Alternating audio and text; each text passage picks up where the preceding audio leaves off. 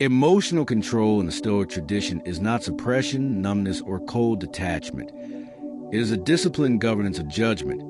And to understand the secret, we must begin with the insights of Epictetus, who taught that it is not things themselves that disturb us, but our opinions about them. A deceptively simple statement that forms the foundation of Stoic psychology because it shifts the locus of disturbance from external events to internal interpretation, meaning that the insult, the betrayal, the loss, the failure, or the unexpected setback is not intrinsically destructive to your peace, but becomes destructive only after your mind assigns it a meaning such as "this is unbearable," "this should not have happened," or "this ruins everything." And in this cognitive move lies both the problem and the solution. For judgment is the source of emotional turbulence, then judgment can also be retrained, refined, and mastered. This is what Stoicism calls prohairesis, the faculty of choice or moral will, the inner citadel that remains sovereign even when circumstances collapse, a theme echoed repeatedly in the reflections of Marcus Aurelius in his private journal known as Meditations, where he reminds himself that the mind can turn and transform any obstacle into fuel for virtue, insisting that the impediment to action advances action, and that what stands in the way becomes a way, which is not motivational rhetoric, but a disciplined cognitive reframing, grounded in the Stoic dichotomy of control. Some things are up to us, our judgments, intentions, desires, and aversions, and some things are not, our reputation, other people's behavior, outcomes, whether illness, economic shifts, even the timing of death. And emotional chaos arises when we attach our sense of stability to what lies outside our control, demanding that reality conform to our preferences. The Stoic secret, therefore, is radical clarity about what belongs to you and what does not. And once you internalize this boundary, you stop arguing with the universe and start governing yourself, recognizing that anger at another's insult is a choice to treat their opinion as authoritative. Anxiety about the future is a choice to assume catastrophic certainty about what has not yet occurred. And despair after failure is a choice to equate a single outcome with your entire identity. This is not to deny the initial physiological stirrings of emotion. Stoics acknowledge proto-passions, the automatic first movements of the body, but they insisted that the full-blown passion requires a mental endorsement that says, yes, this is terrible, or yes, I must retaliate. And it is precisely at this moment of assent that emotional mastery is either lost or secured, because you can pause, interrogate the impression, and ask the questions that Seneca recommended in his moral essays and letters, especially in Letters from a Stoic. Is this within my control? Is my reaction proportional? What virtue is required here? Will this matter in a year? In 10 years? At the moment of my death? Such questions function as cognitive circuit breakers, interrupting impulsive reactions and reorienting the mind toward reasoned evaluation. And over time, this repeated practice reshapes emotional habits, because emotions follow beliefs, and beliefs can be examined. The Stoic does not claim to feel nothing, but aims to feel appropriately, guided by the four cardinal virtues: wisdom, justice, courage, and temperance, so that courage moderates fear, temperance moderates desire, justice moderates anger by reminding us of our shared humanity, and wisdom integrates them all through accurate perception. When someone disrespects you, the untrained mind immediately interprets the act as an assault on status or identity and reacts with rage.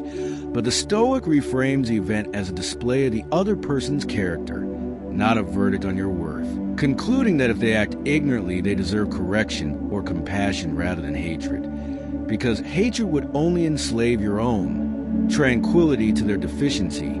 Similarly, when confronted with loss, whether financial or relational, the Stoic practices negative visualization, premeditatio malorum, imagining in advance the fragility of possessions and relationships, so that gratitude replaces entitlement, and grief, when it comes, is tempered by the recognition that nothing external was ever guaranteed. This anticipatory reflection is not pessimism but inoculation, strengthening the psyche by familiarizing it with impermanence, a technique that modern cognitive behavioral therapy mirrors in exposure and cognitive restructuring, revealing the enduring psychological sophistication of ancient Stoic training. Emotional control also requires disciplined language, because the words you use internally shape the intensity of feeling. And so instead of saying this is a disaster, you say this is an inconvenience. Instead of I can't stand this, you say this is uncomfortable but survivable, thereby scaling.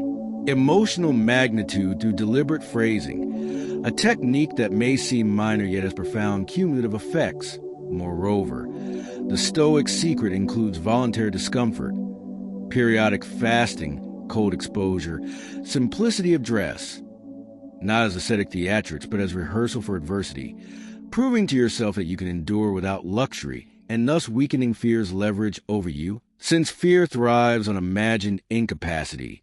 By practicing hardship in controlled conditions, you dissolve the illusion that comfort equals security, learning instead that character is the only stable asset.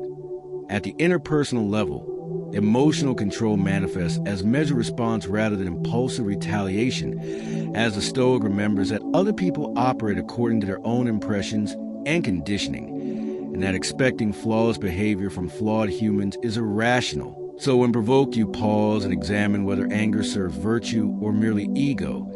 And usually you will find that anger promises strength but delivers agitation, whereas calm clarity preserves dignity. Even ambition is redefined, because rather than obsessing over external achievements, the Stoic focuses on excellence of effort, detaching self-worth from outcomes and anchoring it in integrity of action, which paradoxically increases resilience and often improves performance, since anxiety about results no longer fractures attention. Grief, too, is approached with nuanced balance, as Stoics acknowledged natural affection and did not forbid sorrow. Yet they warn against extending grief beyond reason by rehearsing catastrophic narratives about the future, encouraging instead remembrance of the good shared and acceptance of mortality as a universal law. Death itself becomes a teacher of emotional control, because contemplation of mortality strips trivial provocations of significance and intensifies commitment to virtuous action in the present moment, a discipline. If the first dimension of emotional control in Stoicism is the governance of judgment, the second dimension is the systematic training of perception over time, because it is not enough to understand intellectually what Epictetus meant we distinguish between what is up to us and what is not. One must operationalize that distinction in real time, under pressure, when the body is flooded with adrenaline and the ego feels threatened.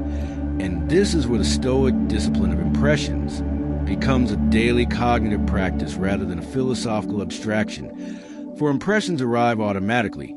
An email that sounds dismissive, a social media comment that feels insulting, a colleague's success that triggers envy, a romantic rejection that bruises pride. And the untrained mind fuses the impression with a narrative so quickly that the narrative feels factual, yet the Stoic inserts a wedge between stimulus and story by silently stating, you are only an impression and not the thing you claim to represent, a technique recorded in the teachings preserved by Epictetus studentarian.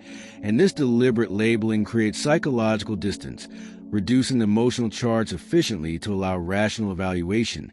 In that space, one could apply the triad of Stoic disciplines, the discipline of desire, the discipline of action, and the discipline of assent, each functioning as a stabilizer against emotional excess, because the discipline of desire restricts longing and aversion strictly to what lies within moral choice, thereby preventing disappointment from metastasizing into resentment, while the discipline of action ensures that behavior remains aligned with justice and social duty even when emotions surge, and the discipline of assent guards a gateway of belief, refusing entry to exaggerated or catastrophic interpretations. When practiced consistently, these disciplines recondition emotional reflexes so that composure becomes habitual rather than forced.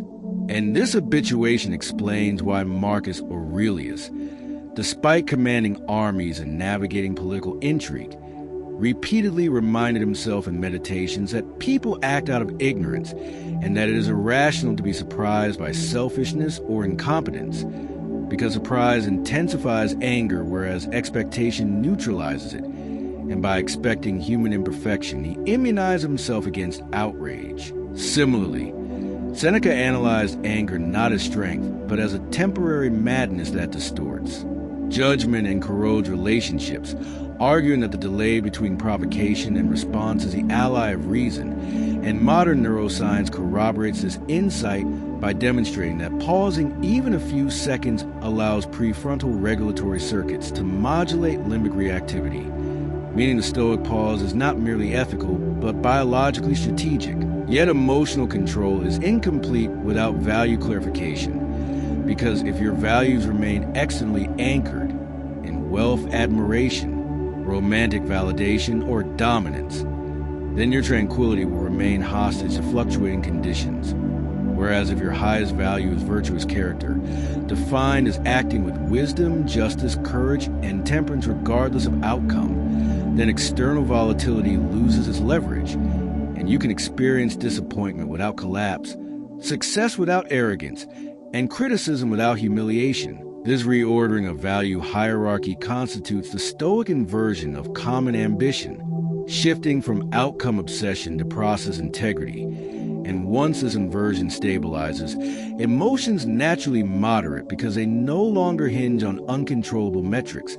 Another underappreciated Stoic technique for emotional control is cosmopolitan perspective, the deliberate contemplation of oneself as a citizen of vast, interconnected cosmos governed by rational order, which dilutes egocentric preoccupations by situating personal grievances within a broader tapestry of causes and effects, reminding practitioner that countless events preceded and will follow the present disturbance, and that one's individual inconvenience is microscopic within universal scale, a reflection Marcus Aurelius used to deflate anger and self-pity by imagining earth from above, observing wars, births, deaths, and ambitions blending into transience. This zooming out mechanism recalibrates emotional intensity by contextual compression, shrinking perceived catastrophe into manageable proportion. Furthermore, Stoic emotional control incorporates voluntary reflection at day's end, a structured audit of reactions in which one reviews moments of agitation, identifies the judgments that fuel them, and mentally rehearses alternative interpretations for future encounters, thereby converting mistakes into instructional data rather than sources of shame. And this iterative feedback loop accelerates emotional maturation because patterns become visible and correctable. Crucially, Stoicism does not demand eradication of affection or joy, but refines attachment so that love becomes appreciation without possession, ambition becomes aspiration without desperation, and grief becomes tribute without rebellion against inevitability.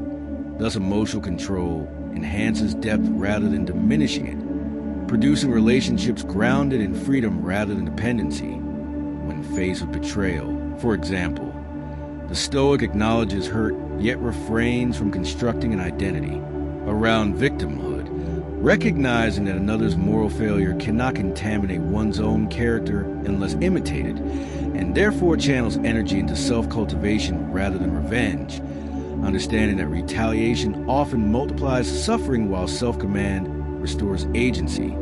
Similarly, in professional setbacks, instead of internalizing failure as proof of inadequacy, the Stoic differentiates effort from outcome, analyzing strategy dispassionately, extracting lessons and re-engaging without dramatization, thereby preserving motivation while avoiding emotional exhaustion. Over time, this disciplined patterning generates a stable baseline mood characterized by equanimity, not because life becomes easier, but because interpretation becomes wiser, and equanimity in turn enhances clarity of thought, quality of decision-making, and social influence, since others instinctively trust those who remain composed under pressure. Ultimately, the Stoic secret to emotional control in its fullest expression is not a technique, but an identity shift. From reactive consumer of impressions to deliberate curator of judgments, from circumstance-dependent self-esteem to virtue-based self-respect, from impulsive emotional oscillation to principled steadiness. And this identity is forged through repetition, conscious practice, and relentless honesty about one's own cognitive distortions, until the gap between event and evaluation widens permanently and the ruling faculty stands.